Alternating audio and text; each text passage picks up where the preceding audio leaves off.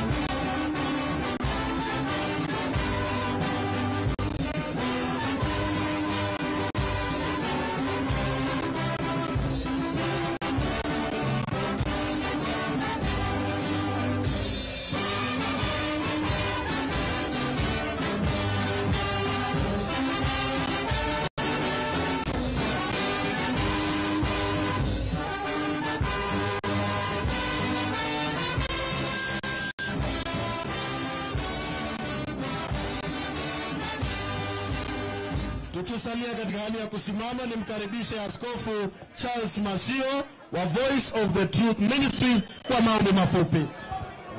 Haleluya, haleluya. Wacheni tuchukue nafasi tuweze kuomba, na kabla hatujaomba kuna mstari ningependa kusoma. Timotheo wa kwanza mlango wa 2 mstari wa 1. Inasema, basi kabla ya mambo yote nataka dua na sala na maombezi na shukrani zifike kwa ajili ya watu wote. Mstari wa 2, kwa ajili ya wafalme na wote wenye mamlaka, tuishi maisha ya utulivu na amani katika utaua wote na ustahivu. Wacha tuamini na tuombe. Baba wetu wa mbinguni, tunalibariki jina lako. Wewe ndiwe ngome yetu na wewe ndiye kimbilio. Bwana, uweza wote ni wako, mamlaka yote ni yako. Kukaa kwetu na kuishi kwetu Bwana, yote inategemea mkono wako. Leo tumekutana mahali hapa kwa ajili ya nchi hii. Bwana, ukaweze kutawala na kutamalaki. Wacha kila milki, wacha kila mioyo, wacha kila mawazo Bwana ikanyenyekee chini ya uweza wako. Hata viongozi wetu walioko mahali hapa Baba, tunawaeka mikononi mwako. Wape afya, wape uzima na wape maisha marefu. Hekima itokayo kwako juu Bwana ikawe juu yao, maana ni wewe unayeteua na ni wewe unainua wale ambao wanaotawala na kuongoza. Sisi mikononi mwako tunakuweka, taifa la Kenya mikononi mwako Bwana. Ni wewe tu ambaye ndiye nguvu zetu na uweza wetu. Tawala na utamalaki. Haki na neema yako Bwana na upendo wako Bwana ukadhihirike na kuonekana katika kila sehemu. Kaunti zote tunaziweka mikononi mwako, mitaa yote tunaiweka mikononi mwako, viongozi wote tunaweka mikononi mwako Bwana. Ukawalinde na ukawahifadhi katika jina la Yesu Kristo tunaomba tukiamini, amen. Mungu awabariki. Niombe tuketi.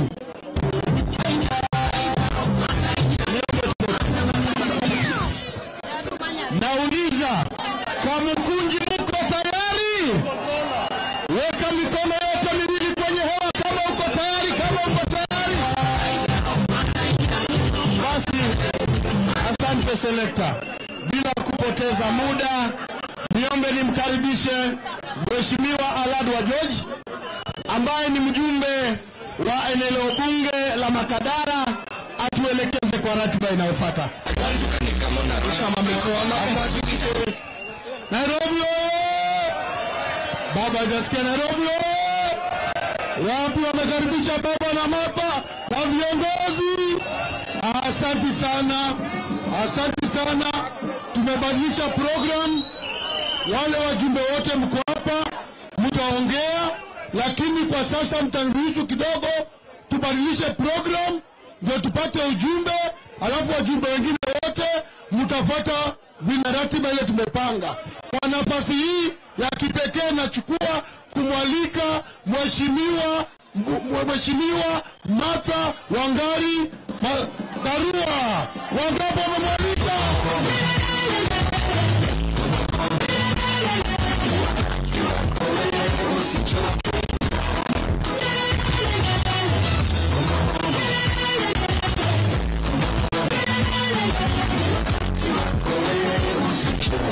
Asante. Makadara hamjambo. Azimio. Tusije tukawachilie ndoto yetu kufa. Bado ndoto yetu iko, inawezekana na itawezekana.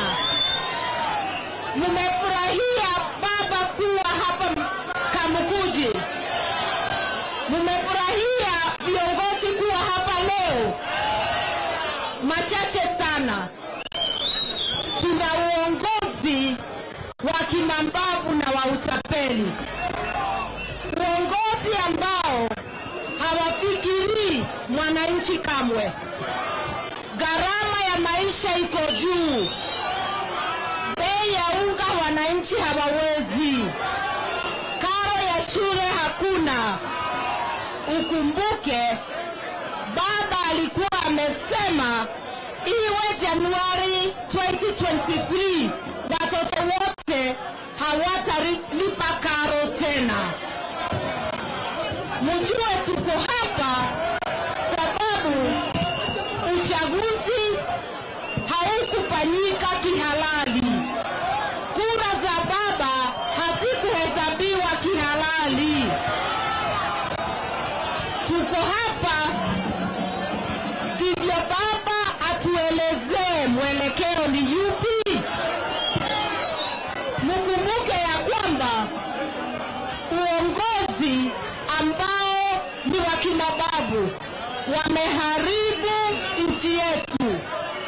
Kesi za mabwenyenye zinaondolewa ovyo kwa koti, wezi wanawachiliwa, wanyakuzi ya mali ya umma wanawachiliwa, wanyonge wamewachwa jela.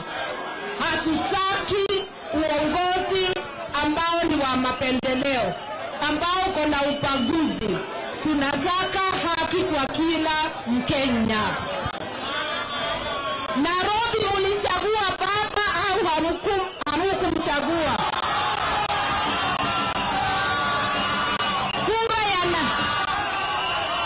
Ukweli wa mambo ni ya kwamba kura ya Nairobi na kura yaliyo wengi Kenya ilikuwa ni ya baba Raila Amolo Odinga.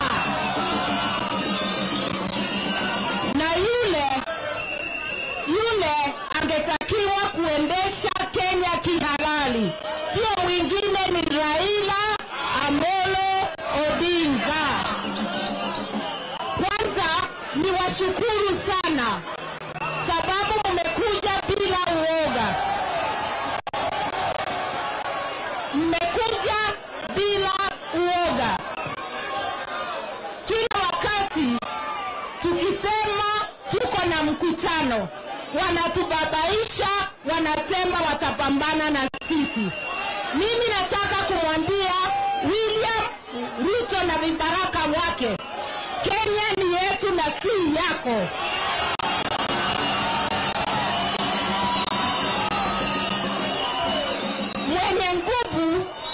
Wenye nguvu ni wananchi wa Kenya. Hata katiba inasema kila mtu amepewa nguvu za ofisi na mwananchi wa kawaida. Wasiposikiza wananchi, tutawafurusha kwa hizo ofisi zao.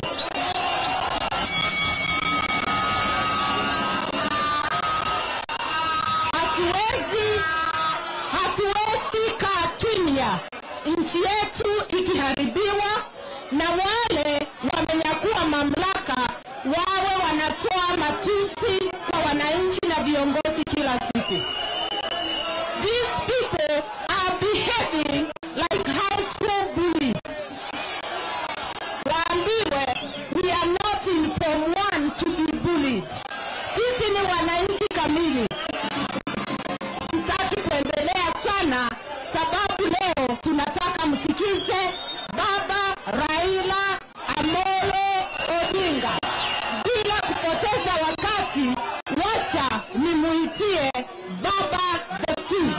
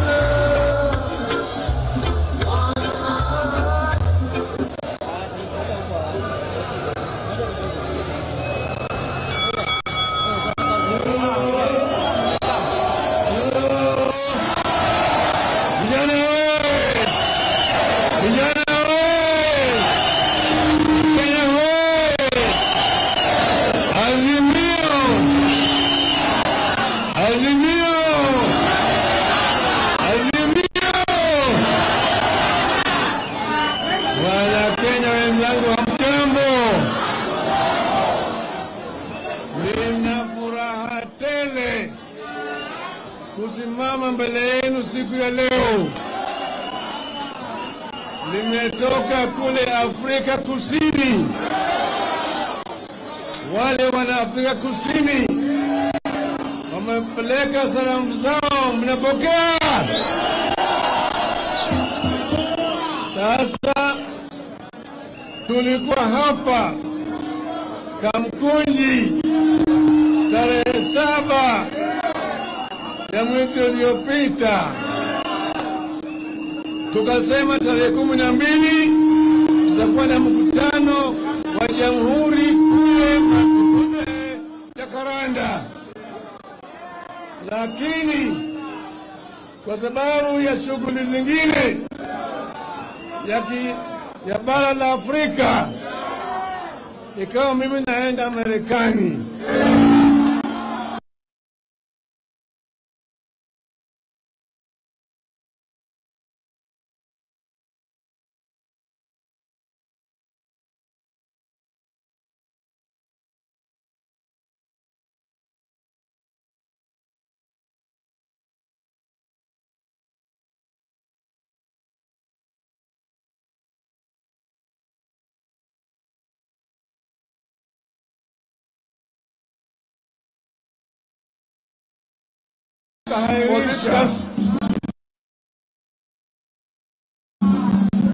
Lakini hayawi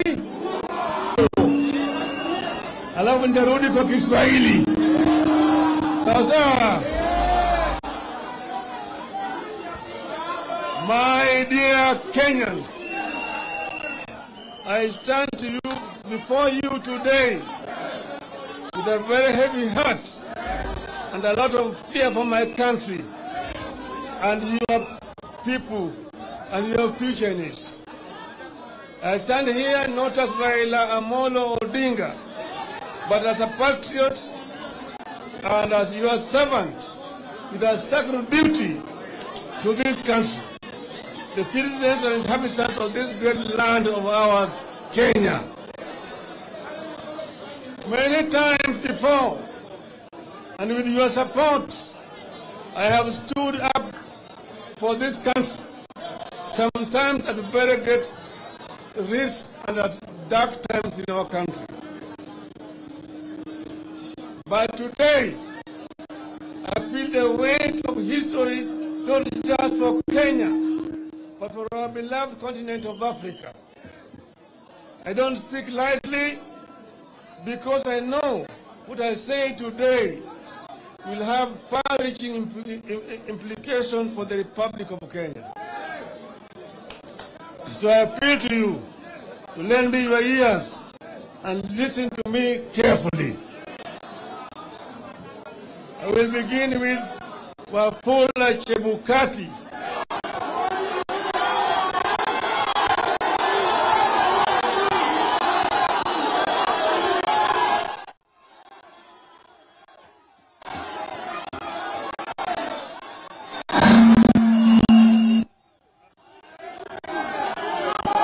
I repeat. Hello? I repeat. I will begin with Wafula Chebukati and the rogue IEBC. In August 2022, Kenyans from all walks of life went to the polls to cast their ballot for president, MP, senator, governor, women rep, and members of the county assembly. I commend all Kenyans who carried out their sacred and patriotic duty and cast their ballot peacefully. You expected the IEBC to transmit, tally, and announce the results in accordance with the law and the free of bias and corruption. But the IEBC, under the then chairman Wafula Chebukati, two commissioners, Abdi Gulie and Boya Molu, and the chief executive officer, Marjan Hussein Marjan, formed a cartel within the IEBC to the exclusion of the 4 new commissioners, disregarded the votes you cast and cooked their own results. Fellow Kenyans, the presidential results announced unilaterally by Mr. Chebukati on August 15th were entirely made up by him and had nothing to do with the votes you cast. As leaders who also believe in the rule of law, we immediately filed a petition at the Supreme Court to dispute the results. At the time, our own internal polling data and the external objective and impartial independent polls all showed that we were headed to victory with a very healthy margin. Even the exit polls showed that we had won with a comfortable margin. Now let me now shift to the matter of the IEBC whistleblowers. Whistleblowers, wapiga furimbi, wapiga parapanda, wapiga parapanda.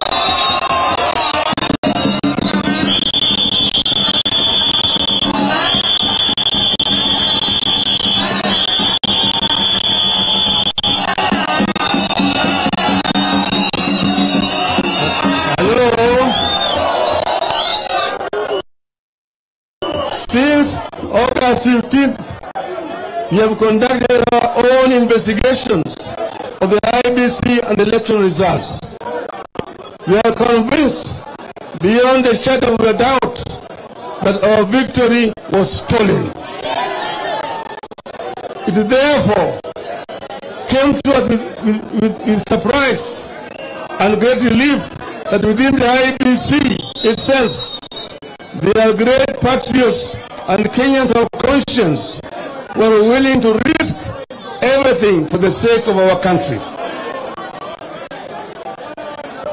Gallant IBC whistleblowers have now published the true and authentic results of the 2022 elections. Those who have gone over the data and the forms posted on the whistleblowers website have confirmed the authenticity of the data. The election wasn't even close. According to the IBC whistleblower data, we won handily with over 2 million votes. Allow me to make a few observations about the data. Niendelee.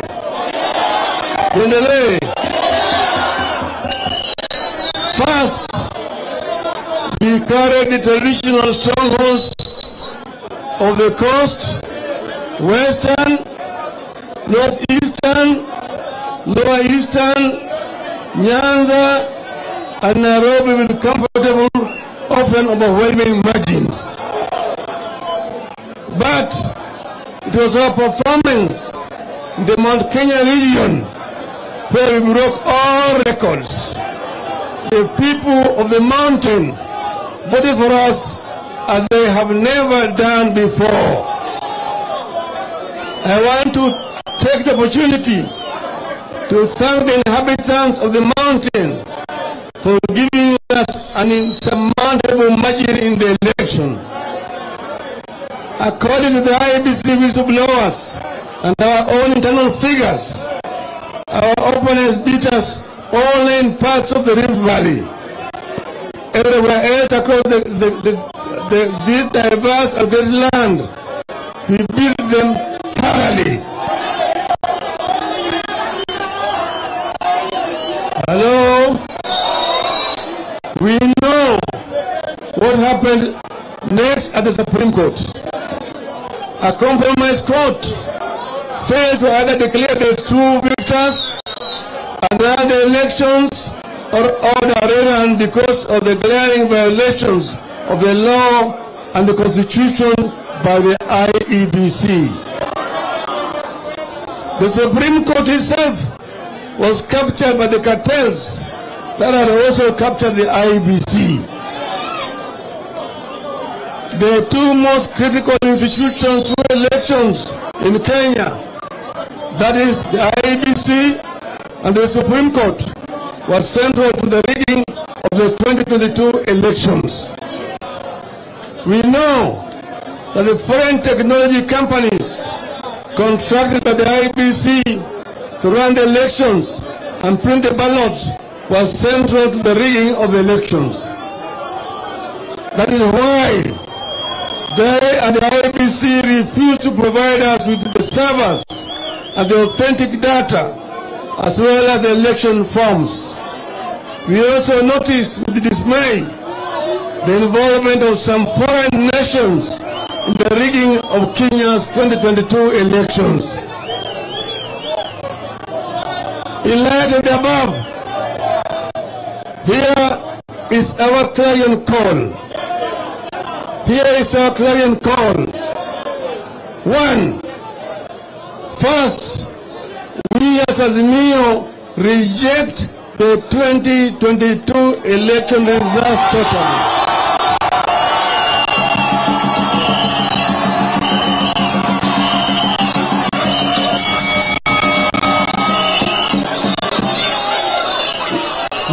We cannot and will not recognize the Kenya Kwanza regime, and we consider the Kenya Kwanza government illegitimate.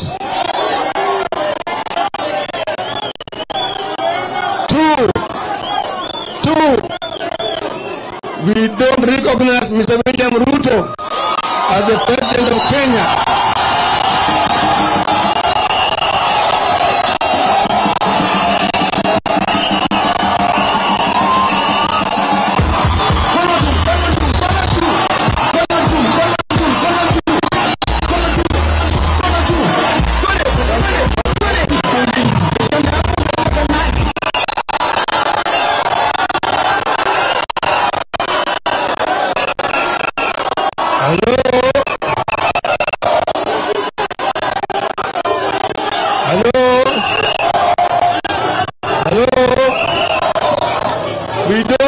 honors him, and we equally don't recognize any officials in office with him. 3, we demand that the entire infrastructure and the records of the 2022 elections at the IBC be made public and be audited by an impartial body. A forensic audit of the IBC results and servers is non-negotiable. 4, we demand that any attempts to reconstitute the IBC single-handedly by Mr. Ruto cease forthwith so that Kenyans themselves can reconstitute the body after full and fair deliberation.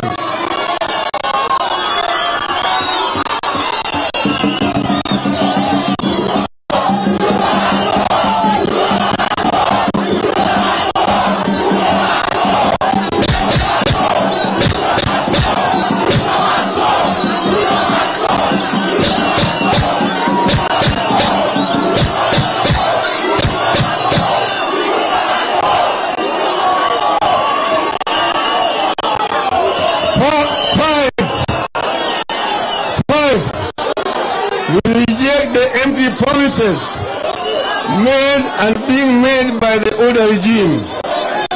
Instead, we call on Kenyans to reject the punitive older policies that are making life unbearable. Order is resorting to these policies because it was not ready and did not get any mandate to govern. 6, in particular, we call on Kenyans to resist and demand the removal of the punitive taxes that have led to punitive costs of basic products and services, including unga, milk, sugar, school books, fuel, electricity, bus fare, paraffin, and school fees.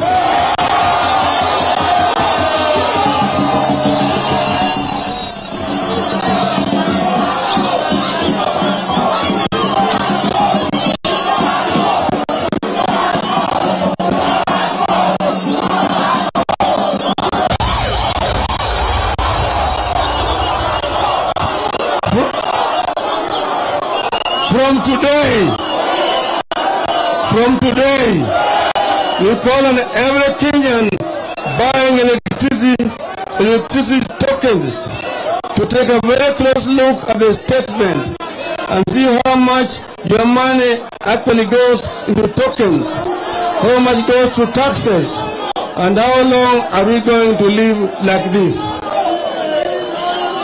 7, we demand that the Kenya Kwanza government resigns as it has neither the mandate nor the ability to govern the country. 8, we ask our people to say no to the older regime. This regime and its unfortunate and unfair policies must be resisted, and the resistance starts today.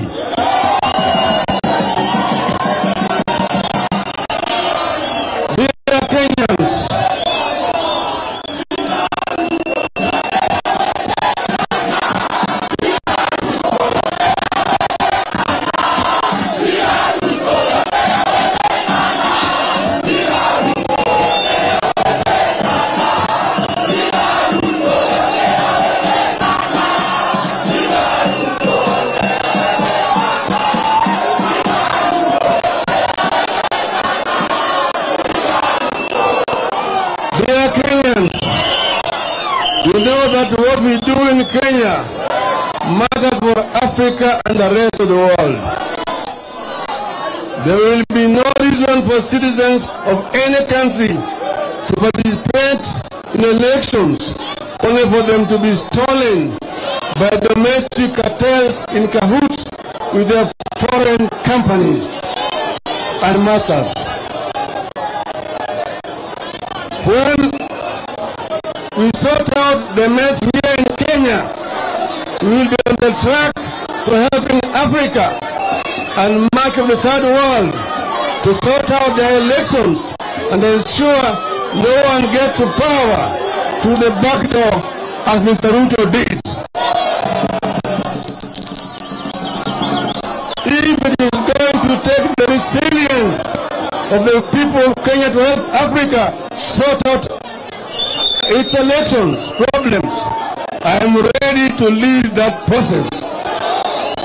The older regime must go.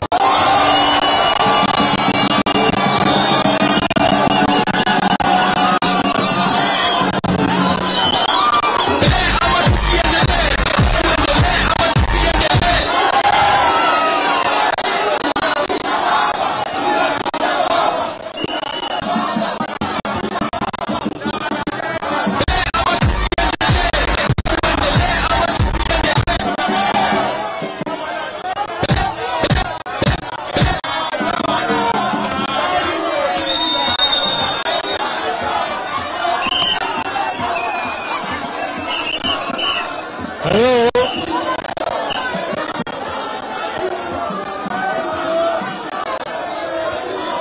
Hello? Hello? Sasa nitajaza Kiswahili na Kiingereza. Juzi Jumapili ile iliyopita tarehe 7 birthday yangu, nilikuwa kanisa kule Mombasa, nikaomba na wanakristo kule cathedral ya Mombasa. Watu wote walikuwa nasema baba aongee, baba aongee, lakini nikasema baba hataongea.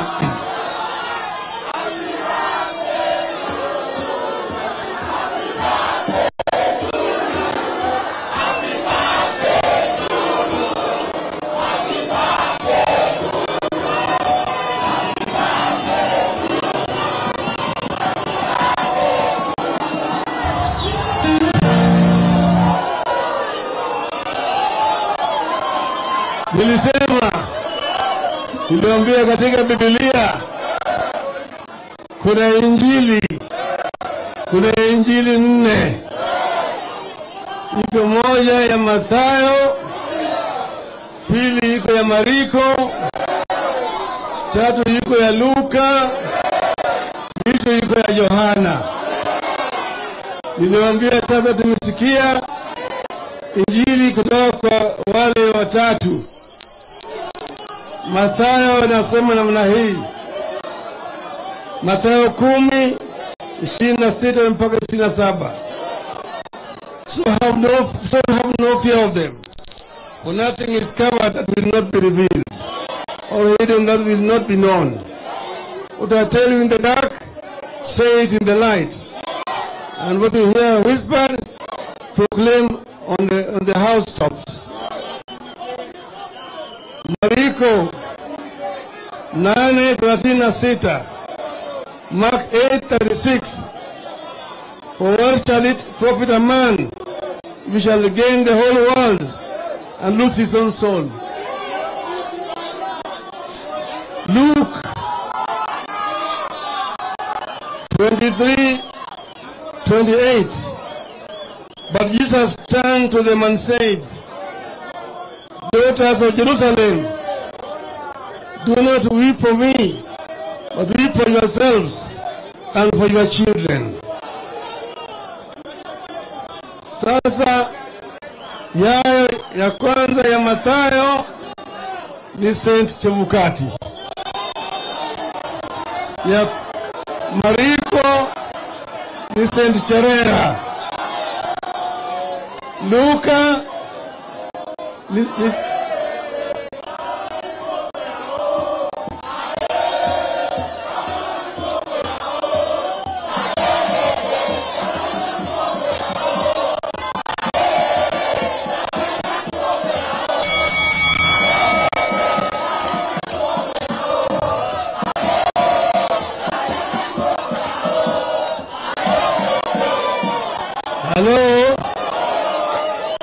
Sasa ya Luka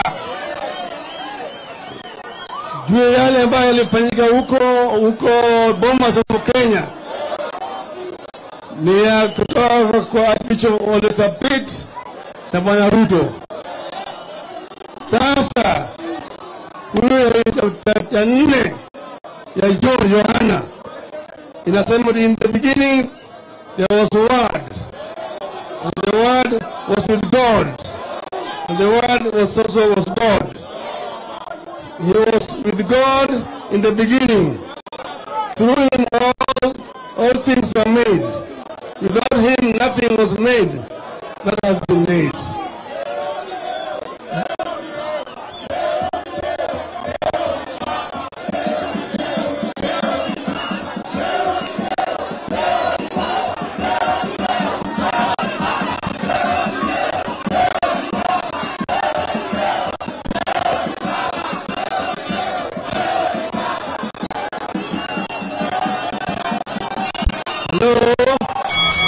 Hello. Niliwaambia kwamba mimi sitaongea. Na ngoja kwanza Yohana Mtakatifu aongee kwanza. Na baadaye mimi nitaongea. Sasa Yohana ameshaongea. Yohana amesema ati mwanzo kulikuwa na neno. Neno lilikuwa na Mungu. Na neno ni ilikuwa ni Mungu. Sio Yohana Mtakatifu anaitwa yule whistleblower ya IBC ambaye amepiga parapanda. Amepiga parapanda, ameambia Wakenya waamke, na amesema kinagaubaga ya kwamba kura ya tarehe 9 mwezi wa 8 iliibiwa na Bwana Chebukate na makaragosi wake.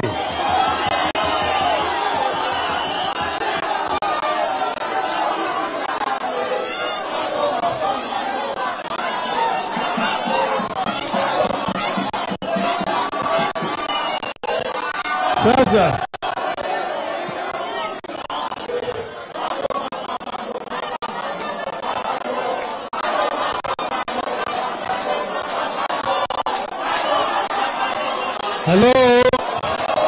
Hello.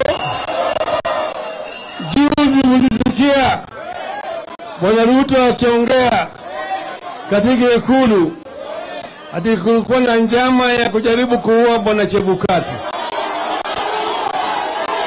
Ati mpango ilipangwa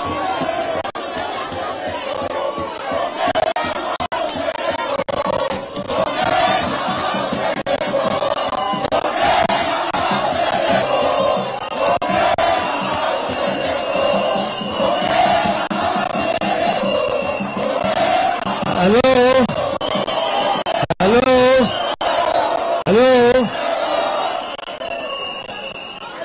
Kama inasema hiyo mpango ulipangwa kutoka kwa ofisi ya juu kabisa katika taifa. Yaani yeye anamaanisha kwamba Bwana Rais Uhuru Kenyatta alikuwa anapanga kuua Bwana Chebukati. Kama Rais wa Kenya alikuwa anapanga kuua Chebukati, kitu gani ingemzua yeye? Kuna kitu ingemzua yeye? Sende alikuwa mwanamuri jeshi mkuu. Sende mwa hiyo takataka. Sasa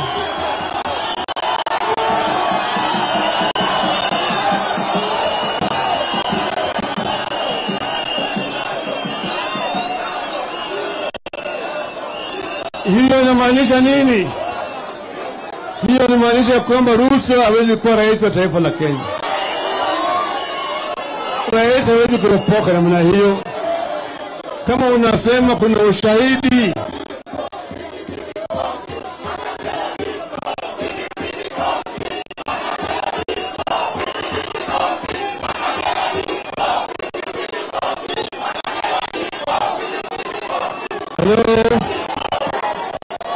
Hello. Sasa mimi nasema vijana pale wacheni. Vijana kimya. Hello.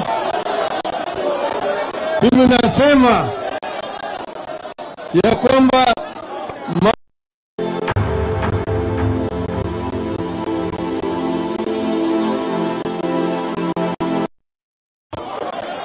hakuna mtu ambaye alipanga njama. Kama yeye ana ushahidi angepeleka kwa polisi, polisi wafanye uchunguzi, wale watu washikwe. Lakini hakuna kitu kama hiyo. Ilikuwa ni siasa, ilikuwa ni siasa. Sasa wameitisha mimi ati hiyo jamaa ni watu ambao wanapenda mambo ya kufanya maandamano, ati wanataka handshake, sijui nini. Nasema hapa leo sitaki mambo ya handshake. Nataka tena handshake kwa wote.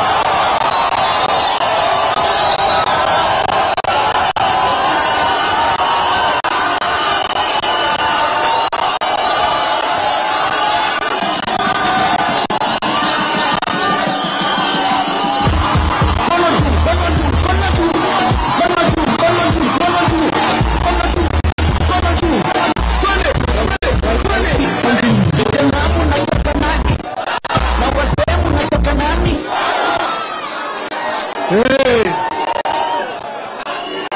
Hello.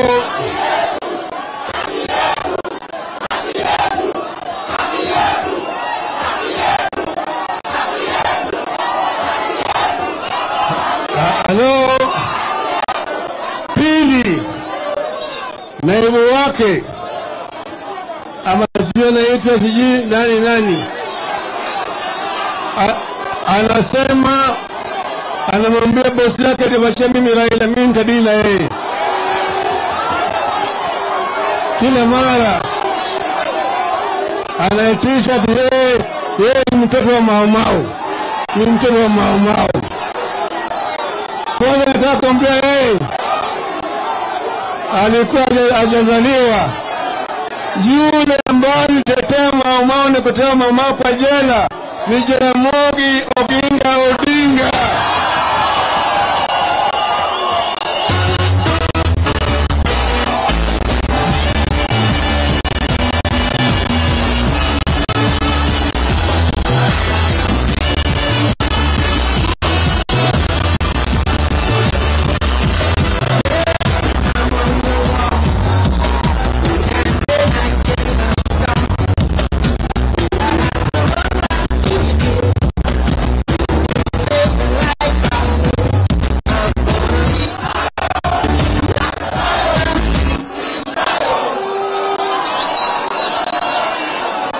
Hello. Huyu kijana Mgachagua hana adabu, hajui pale sisi tumetoka. Hata baba yao naye walikuwa hawezi kunitisha mimi. Hajui kwamba mimi nimeenda jela mara 3 wakati yeye alikuwa na mama matako ya Nyayo.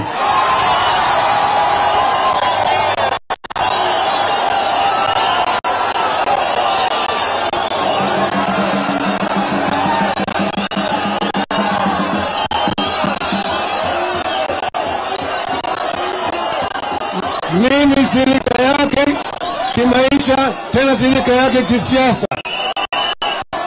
Nataka kuambia Bwana Ruto na Bwana Rigathi Gachagua yake wawache upuzi. Wache upuzi. Kenya si yao, Kenya si yao. Ken pana leo fuja hapa.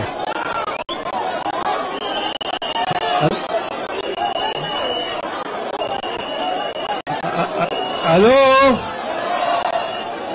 nataka wawache kututisha sisi, wawache kututisha sisi.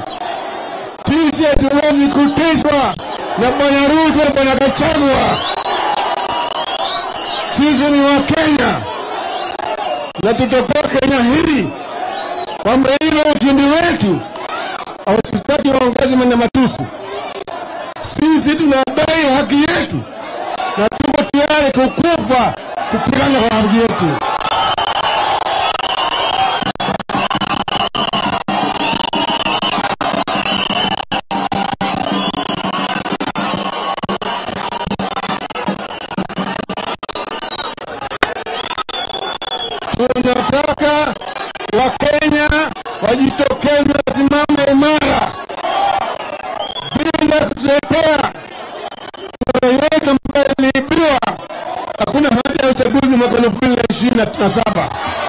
there is not 2027 mpaka tusafishe uchafu ya 2022. Na hiyo there are no two ways about it. We will stand firm. We will defend the right of Kenyans to elect leadership which they want. Kwa hivyo ni mwanzo hapa, ile mkutano ambayo tuliahirisha ya kule Jakaranda Jumapili ijayo tarehe 29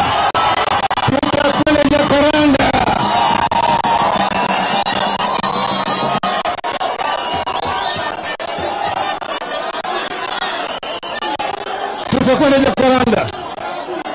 Tutakwenda Jakaranda na tunaongea na Wakenya na tuko na haki ya kuongea na Wakenya. Wakitaka kupeleka sisi jela, tayari.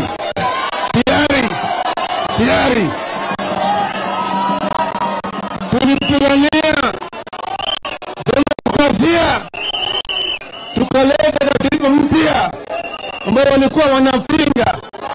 Hii katiba imepatia Kenya uhuru ya kunena, uhuru ya kushirikiana, uhuru ya kuungana pamoja, ya kufanya kila kitu. Katiba inasema mpaka Wakenya wawe na free and fair transparent elections. Ushindi wetu ya kura milioni 2 haiwezi kuendelea na hawezi. Sasa wanafungua wezi leo, wanafunguliwa, wanawekwa kazi. Wanafunguliwa, wanawekwa kazi.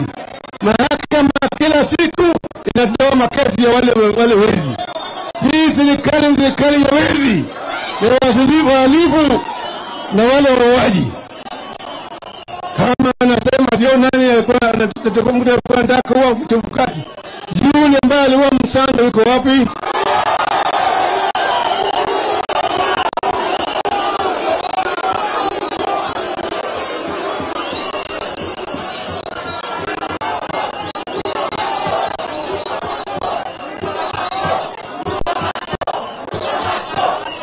Na mwisho nataka kuambia waze kutoa jina ya Uhuru kila siku.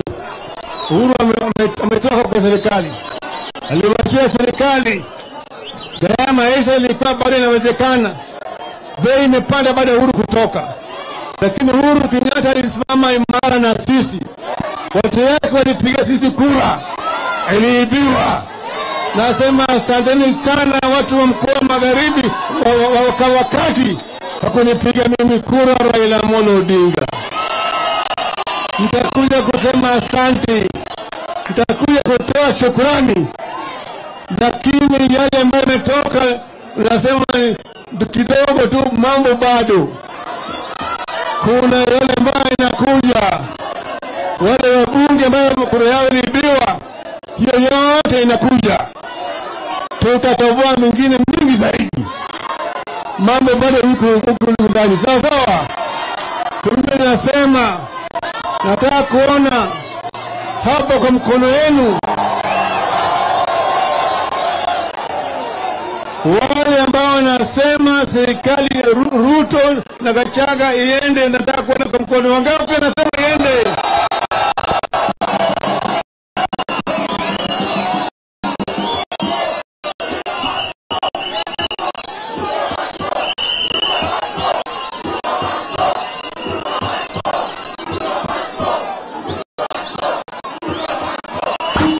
Sasa nataka kutoa shukrani kwa jeshi langu ambao wamesimama imara. Ni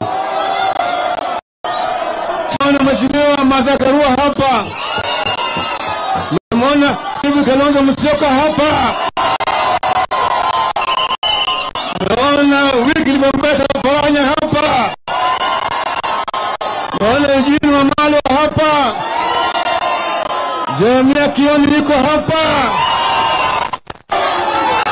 Bwana Sosi yuko hapa, Bwana Wandai yuko hapa, Profesa Makamu Chua yuko hapa, Bwana Nyikari yuko hapa, Bwana Sifuna katibu mkuu yuko hapa,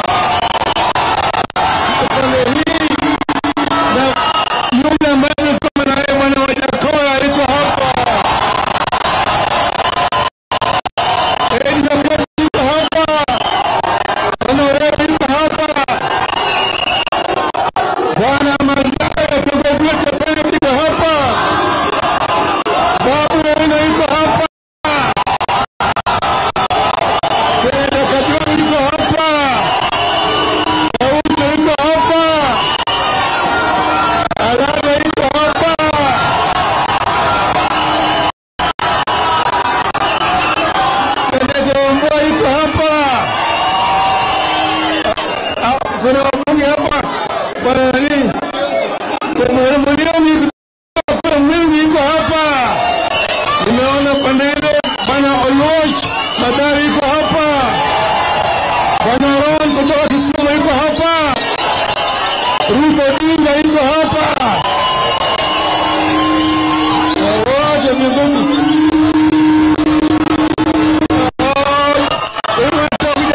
iko hapa. Mkazi iko hapa. Bwana Kamara Raila iko hapa, mnaona. Hao wote ni watu wetu.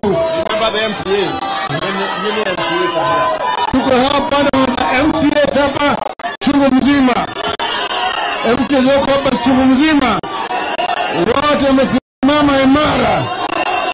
Jeshi la Azimio iko imara. Azimio! Azimio! Azimio!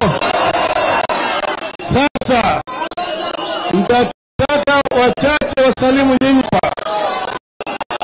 Kwanza nitaita ndugu yangu ambaye tumesimama naye 2013, 2017, 2022.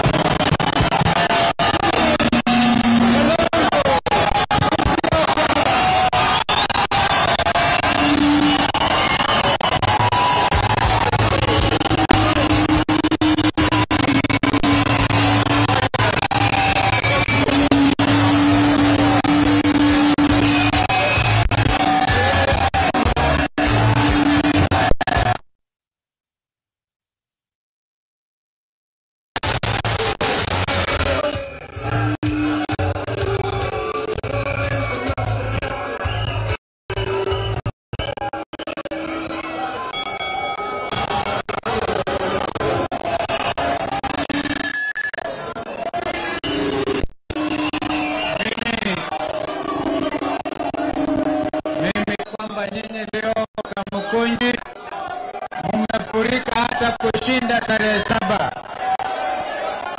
Leo hii naomba mnisikilize dakika moja. Yale baba amesema na sijui hata ndege wanafanya nini hapa kwa hivyo mkutano. Wanapiga picha. Wapelekee Gachagua.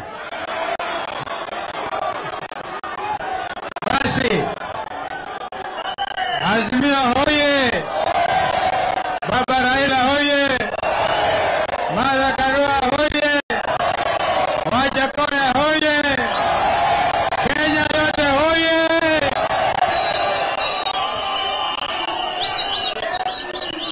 Nadhani ni vizuri sana nikimaliza tunakaribisha ndugu wa Jakoya Azme. Mnaona sasa Kenya imepata mwelekeo mpya. Yale Mheshimiwa Raila Amolo Odinga amezungumza haiwezi kuongezwa lolote. Yangu ni kusema asante na tunashukuru Mungu amempa safari njema ya kurudi. Sijui alipokwenda kule Johannesburg alikuwa amekuja Raila mwingine. Wangapi wanafurahia kumuona Raila? Mimi nasema tu jambo moja. Hapawezi kuwa nchi yoyote haiwezi kuwa na amani ikiwa hakuna haki. There can be no peace without justice. Na ndio wetu wa taifa na tunaimba kabisa tukishikilia hapa. Mungu abariki Kenya hii. May justice be our shield and defender. Biblia inasema if the foundations are shaken, what can the righteous do? It is clear they have shaken the foundations of justice, and therefore Kenyans to stand up in accordance with the Constitution 2010, and I want to refer to the Bill of Rights, the right to assemble, the right to hold opinion, bila kushurutisha, bila kuogopa. We want a nation that we can all be proud of, a nation we can bequeath to our children, bila woga, bila wizi wa kura. Tunataka Kenya yenye amani na tutafanya chochote kile kwa amani. Wakati tutasimamia mambo yote na amani hayo. God bless Kenya. Ndugu wa Jakoya.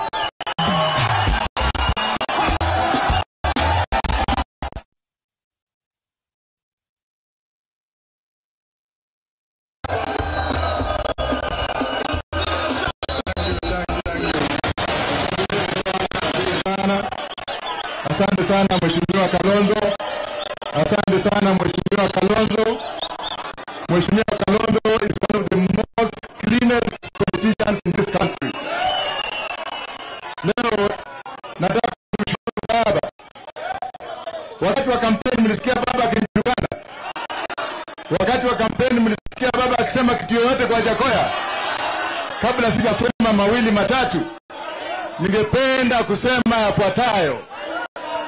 Ningependa kwanza kumshukuru na Sakaja na Mheshimiwa Sakaja for being very sensible kama governor wa Nairobi. Yeye mwenyewe ametoka akasema ya kwamba yeye ni gavana wa Wakenya wote, na alisema kwamba watu wako huru kulingana na katiba. Ya pili, Bwana Sifuna, Mheshimiwa,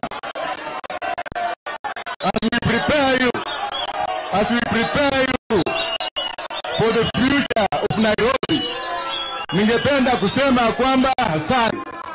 Alafu nikija kwa Mheshimiwa Raila tena ya mwisho, I am here because of Raila. I live today because of Raila. If Raila was not there, I would not have the opportunity to be alive today. Raila and James Orengo saved my life. Kama hamjui mtajua leo. Baba saved me. Niongee kidogo ama? Baba saved me wakati niliuawa na ile serikali ya ukatili. Ni baba aliyefanya kazi kubwa sana na niseme. Baba na ubalozi wa Marekani, yule mtu anaitwa Smith Hempstone, they are the ones who rescued me from this country, wakanipeleka ngambo wakati ya mawazikari huko. Na mimi naona saa imeyoyoma. Madam Martha Karua, tunakupenda sana. Wale wote ambao walikuwa hapa na wapenda, lakini nitasema jambo moja tu. Kuleni GMO, wanaume wamee matiki. Nasikia wangapi watachukua GMO? Kuleni GMO, wakina mama wamee ndevu. Serikali ya kikatili hatutaki. Siku hizi watu wanafutwa, wanaalikwa, wanafutwa, kesi zimeenda ngoo, watu wameenda ngoo, serikali imekuwa ya wizi, watu ambao wanateuliwa pia wamekuwa ni waizi. Kenya has become a land of thievery. Thank you very much. Haya. Sasa ngoja, kuna jambo Raila alisema, yaani lazima tuweke mambo straight. Kuna watu waone sagara pagara, anaitwa Gachagua, ati can sort it out in 2 weeks. Kuna mambo mengine ya ajabu dunia hii. Basi tutamuita ndugu yetu Eugene Wamalwa.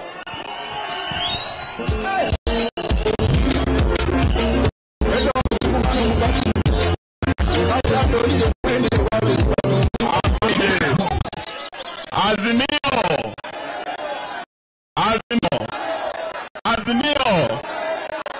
jana musilale, jana musilale, bado mapambano, mapambano, mapambano, bado mapambano. Wakenya wenzangu, baba amesema hajasema? Si amemaliza yote? Amesema huu ndio mwanzo ama ndio mwisho? Ni mwanzo wa mapambano. Mko tayari? Mko tayari? Leo tuko hapa kusema jambo moja, ya kwamba the fight for the heart and soul of our nation begins today. Na Mheshimiwa Raila Odinga yale amenena hapa, mimi niko hapa kutangaza wazi ya kwamba mimi Eugene Wamalwa na timu yetu ya Democratic Action Party of Kenya tunamuunga baba mkono. Mimi siasa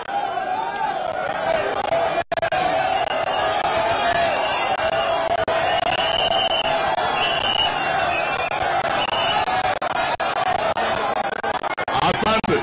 Inawezekana, haiwezekani? Inawezekana bila nani? Bila nani?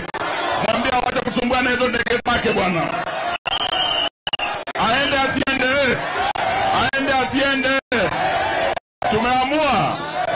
Sasa mimi nataka niseme hivi ya kwamba kama wana DAP tuko hapa kusimama na baba. Wale ambao wanaanza kusema eti mambo ya kura imekwisha, ati we should move on, ati we should move with the current. I want to say to Baba Raila Amolo Odinga, Thomas Jefferson once said, in matters of style, swim with the current. In matters of principle, stand like a rock. Leo tuko hapa kuambia baba, as a matter of principle, stand like a rock. Na sisi wanaazimia wenzako, tuko hapa kusema hatutatishwa na yeyote. Mimi siasa yangu nimesomea kwa Masinde Muliro. Muliro alikuwa anasema ukiingia siasa uwe tayari kwa mambo matatu. Uwe tayari kwenda jela, uwe tayari kufilisika, na uwe tayari kuuawa. Sisi tuko hapa kutangaza wale wanasema Kenya must move on. We want to say Kenya cannot move on unless we have electoral justice in the Republic of Kenya. Kenya cannot move on when we want by sweeping under the carpet electoral fraud na kusema eti let Kenya move on. Sisi tumesema haki lazima itendeke. We want to thank the whistleblowers. It's not Chebukati who is the hero. You, the whistleblowers, are the true heroes of Kenya. Na vile baba amesema mambo bado. Mambo, the evidence we now have is only a tip of the iceberg. Mambo bado. Na sisi tutatembea na baba kuhakikisha haki inatendeka. Tuko pamoja. Nimesikia bwana Wajakoya akisema mambo ya GMO. Tulipokuwa hapa wakati wa Disemba tulisema GMO hatukuli. GMO pia tulisema ile Hustler Fund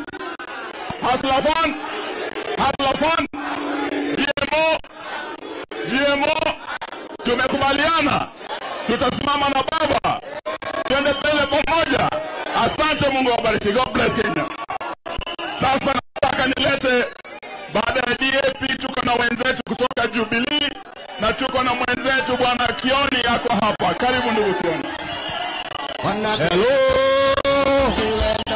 Azimio.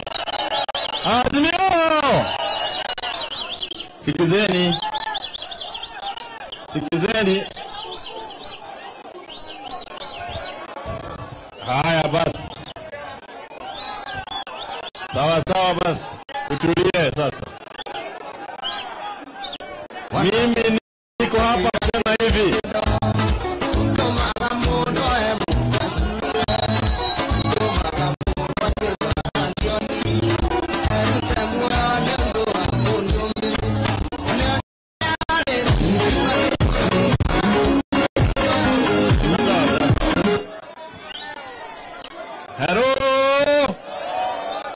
Mimi niko hapa kama katibu mkuu wa chama cha Jubilee kusema kwamba Jubilee haitafanya kazi na Kenya kwisha.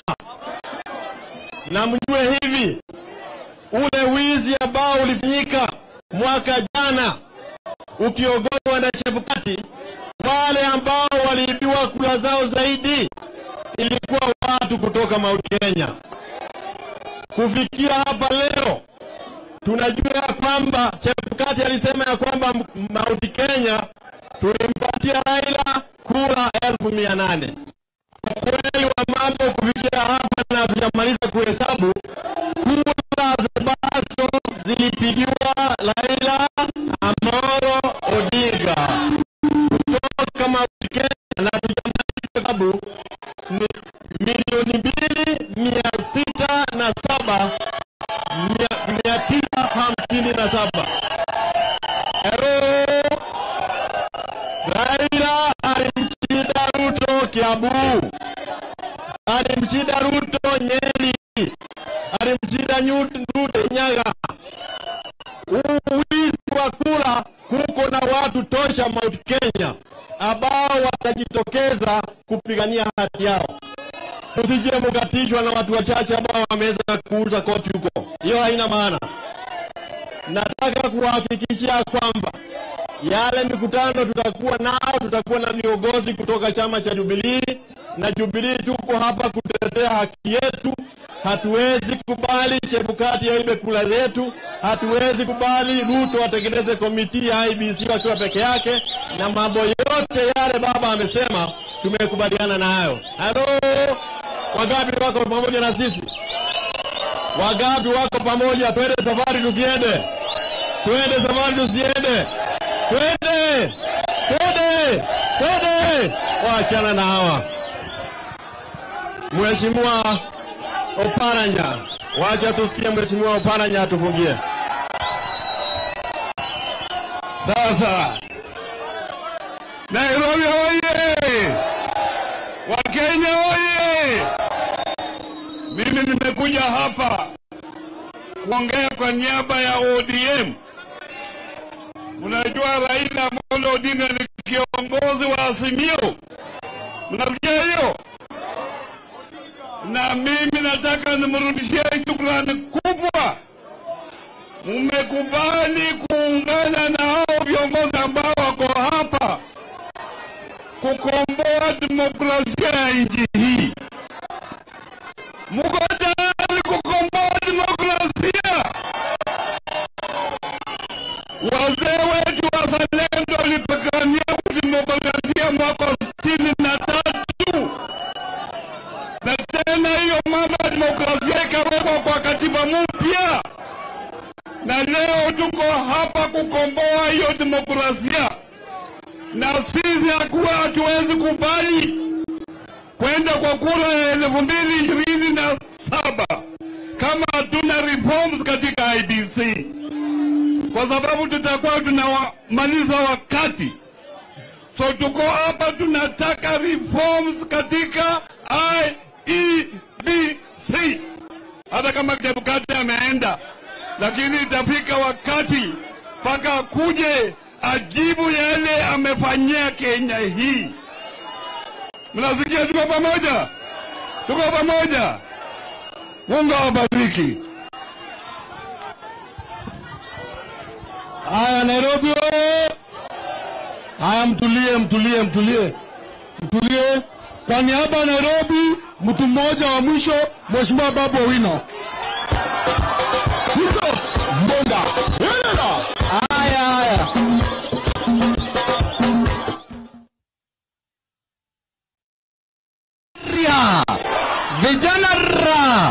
Vijana tibim, wazee tialala, warembo wamama mwe. Vijana, in 2013 we ran away from the wolf who is his cousin, into the hands of the fox who is Chebukati. And in the hands of Chebukati, we have suffered. We have suffered political oppression. We have suffered a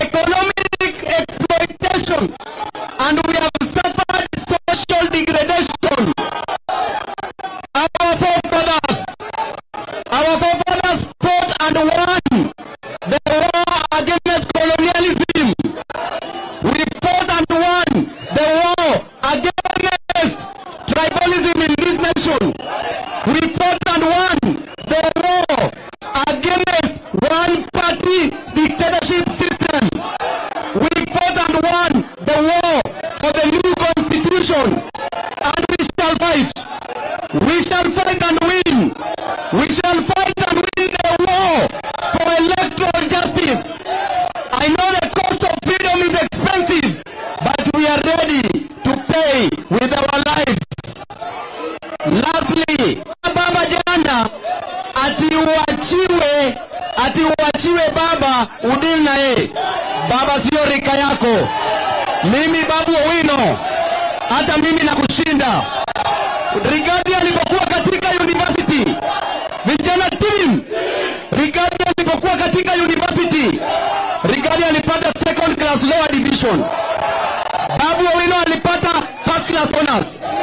Rigathi alikuwa chairman kidogo tu worship. Rigathi alikuwa chairman wa Single Men Association. Babu Owino alikuwa chairman ya Students Organization of Nairobi University. Rigathi tunakuonya, huyu baba unamuona hapa sio rika yako. The only thing we share in common with Rigathi is that Babu Owino and Rigathi both have beautiful wives and great wives. Ya mwisho, ukimaliza rally leo, mtafute Chebukati, arrest Chebukati, then mpeleke the nearest police station, ama mniletee najua chenye nitafanya na yeye. Asanteni. Asante, mkono umeisha. Nairobi! Nairobi!